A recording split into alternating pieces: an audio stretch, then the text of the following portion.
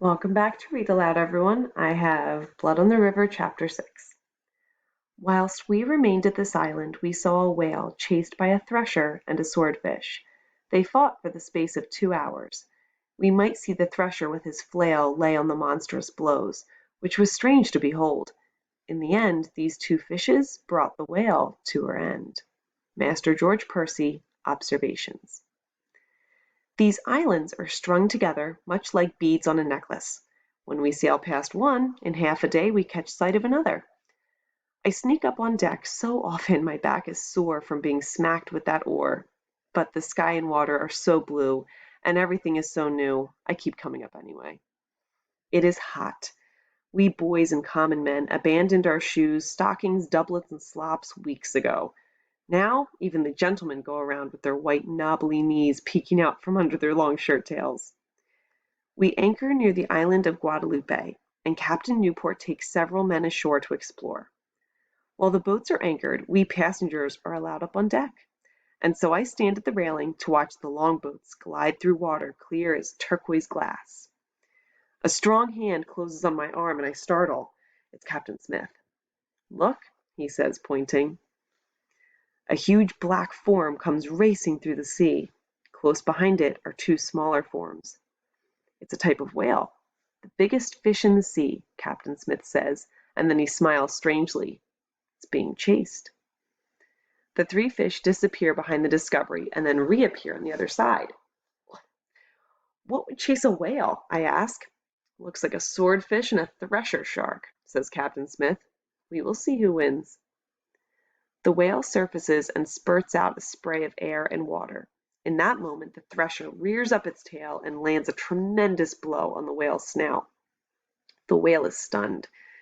He tries to escape, but the swordfish swims in to cut him. Bright red blood swirls into the clear water. The thresher lands another harsh blow, and another. The whale becomes confused, swims in circles. The swordfish darts in and out, cutting and slicing. Soon, the once blue water is murky with blood. As the whale slows, the thresher deals more slamming blows, and the swordfish cuts again and again. Finally, the whale rises to the surface, spurts a stream of spray one more time, then rolls over belly skyward. Captain Smith has a satisfied look on his face, as if his regiment has just won a battle. "You see how it is when you've left the confines of England?" he asks me. "You might have been born the biggest fish in the sea. But the skill and perseverance of those lower born can take you down and destroy you." Somehow I know that he's talking about Master Wingfield, the biggest fish in the sea. I glance around to see who else has heard. I see Master Clubble glaring at us, and I wonder how long Captain Smith will remain unshackled if he keeps talking this way about the gentleman. "Land ho!" I hear the familiar shout.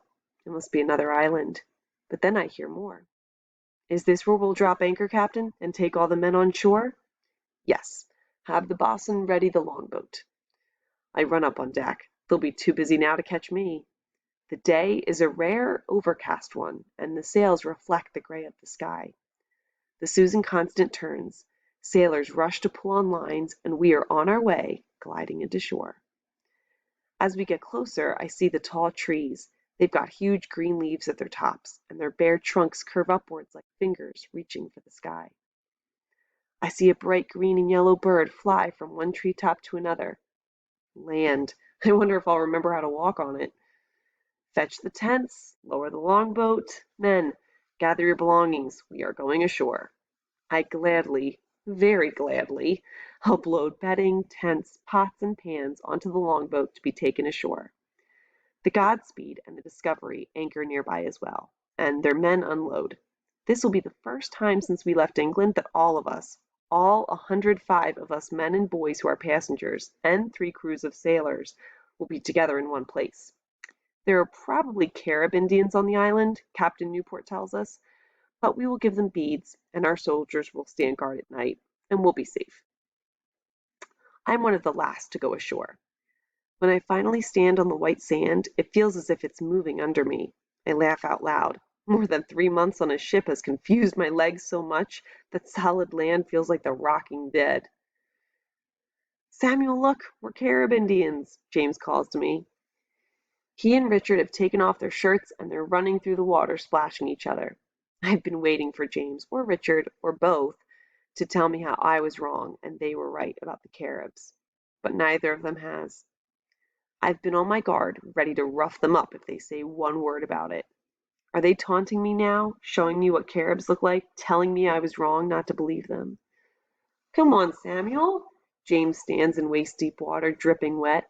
His skin is peaked pale, and his fair hair is plastered against his head. It's salty, he says, and licks some water from his hand. It's fun. Come swim with us. I blink at him. No taunting, no insisting they were right and I was wrong, no hating me for how badly I've treated him and Richard this whole journey. I wonder if James can really be this forgiving, or if he is simply so happy to be off that stinking ship that he's forgotten the past. Come on in, you prig, calls Richard. You need a good delousing. That makes me mad. You're the one who brought the lice onto the ship, I shout. I yank off my shirt and charge into the water. I splash Richard in the face until he begs for breath. When I stop, he's gasping. He smiles a little, as if he wants to pretend it was fun, but I know it was not.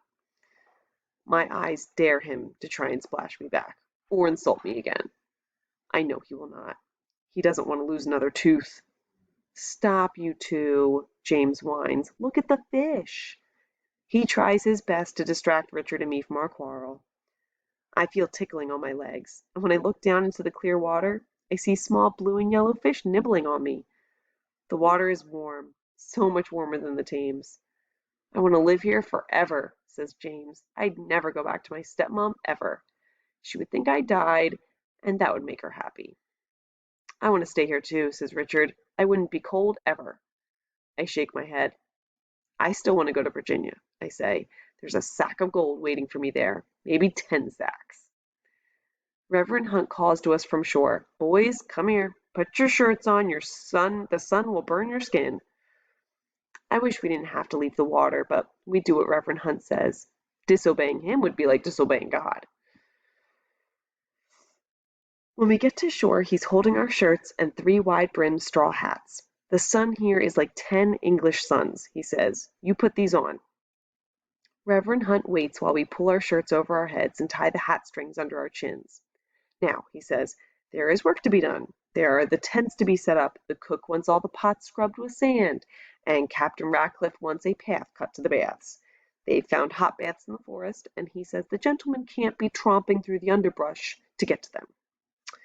Captain Ratcliffe of the beady eyes and the pointed nose. Captain Smith grumbles that he doesn't see why the gentleman can't walk through the forest like anyone else, but Captain Ratcliffe has the power to give orders, not Captain Smith. When we join the others, I see the older boy, Nathaniel. He's holding a hatchet. He must be on his way to help clear the path. I don't want to scrub pots like a woman, so I hurry to get one of the hatchets too. I swing it a few times to feel its weight and power. I want to do a man's job. Henry, Abram, Nathaniel, and several of the sailors start toward the forest with their hatchets. I follow them. Oh, what do we have here? Henry turns to look at me, and then stops to block my way. A scrawny chicken coming to work with the men. I don't answer. I want to say I wouldn't be so scrawny if he'd leave more of the food for me. I try to skirt around him and continue on my way, but he puts out one powerful arm to stop me. Go back and scrub pots with the other boys, he growls. You'll only get in the way. He yanks the hatchet out of my hands and cuffs me.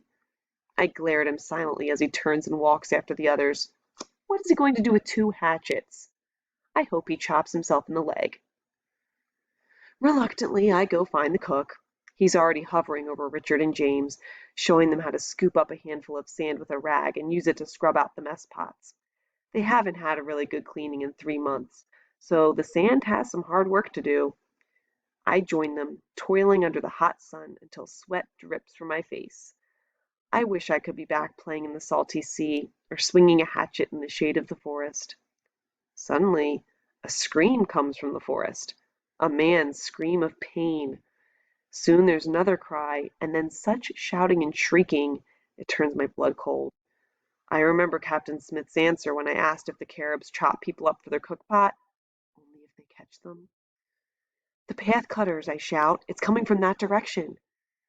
Gentlemen and soldiers grab their weapons and hurry toward the terrible sound. James and Richard huddle together behind the largest cookpot. I spot a sword and belt someone has left lying in the sand. Quickly, I try to fasten the belt around me. It's too big. I pull the sword out of its sheath, and with the bare sword, I run toward the sound of the battle.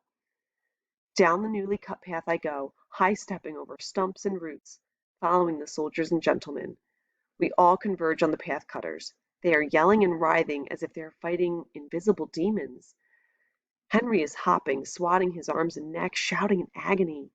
There is not a Carib Indian in sight. What is this? Reverend Hunt demands, his voice booming over the cries. What is happening here? Fire! Henry cries. It feels like fire. I jerk my head around, searching the jungle. Have the Caribs attacked and run off? Or is it some strange beast? I hold out my sword, ready to fight, but I see nothing. The hatchets are all on the ground. Reverend Hunt reaches to pick one up. No, Reverend, don't touch it. It's Captain Smith's voice. Angry red welts are rising on Henry's arms and neck, on Abram and the others too. To the baths, Captain Smith orders them. That will give you some relief. They take off running, swatting at themselves as they go. It's the manchineel tree, Captain Smith says when things have quieted down.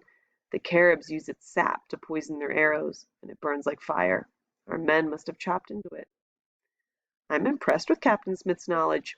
As a soldier, he's already traveled the world and has learned so much. Tromping up the newly cut path at that moment is Captain Ratcliffe. His face is dripping with sweat. This all happened, Captain Smith says loudly, thanks to Captain Ratcliffe and his ridiculous idea of a gentleman's path. Captain Ratcliffe wipes his brow and scowls. It looks to me as if he would spit in Captain Smith's face if he weren't so overheated. The two men stare at each other, fuming. Let's go, everyone. Back to your work, Reverend Hunt says. With a wave of his hands, he gets the men moving. It somehow breaks the standoff between Captain Smith and Captain Ratcliffe. Captain Ratcliffe calls after the men. I want a new crew to cut the path. Just leave those blasted Manchi whatever trees alone. Captain Smith shakes his head and mumbles angrily under his breath. I walk back toward the stack of mess pots waiting to be scrubbed. I carry the sword I borrowed. Captain Smith comes up behind me. That needs cleaning, he says. It startles me. I give him a sideways look, and then I understand he means the sword.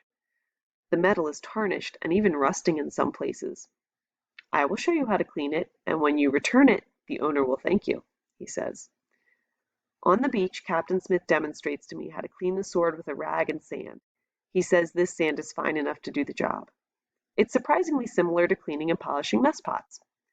He orders me to do as he has shown me. I reach for the rag, then I stop. What if I do it wrong? Will he beat me? Make a fool of me? I lower my hand. It is better to remain unteachable. If you will not obey me, Captain Smith says in a low, cold voice, there are other, crueler men you may serve instead. I clench my teeth. Nothing to do but try. I reach slowly for the rag again, scoop up sand, press it against the sword blade, and give it a stroke. I forget to be careful. My finger slides along the blade. I yelp, stick my sliced finger into my mouth, suck on the blood. Captain Smith laughs. I cut my fingers many times learning to clean a sword. Let me see it, he says. I hold out my finger. It's still bleeding, but the cut is not so deep that it will stop me from using my hand. Captain Smith rips a strip off the rag and ties it tightly around my finger. Try again, he orders.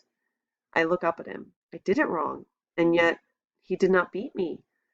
I pick up the rag again. I'm careful of my fingers this time. I give a short stroke and another and another. Soon the rust and the tarnished spots have turned to shine. They gleam in the late afternoon sun. Captain Smith nods. Good, he says. Now, return it to its owner before one of these lazy gentlemen calls you a thief. I run off to find the belt and the sheath. They're still lying in the sand. I return the sword to its place. That evening, I hear hammering, and after a while, I go to see what's being built. Have some of the gentlemen decided they need houses instead of tents to sleep in? When I see what it is, my mouth goes dry. A wooden frame, a rope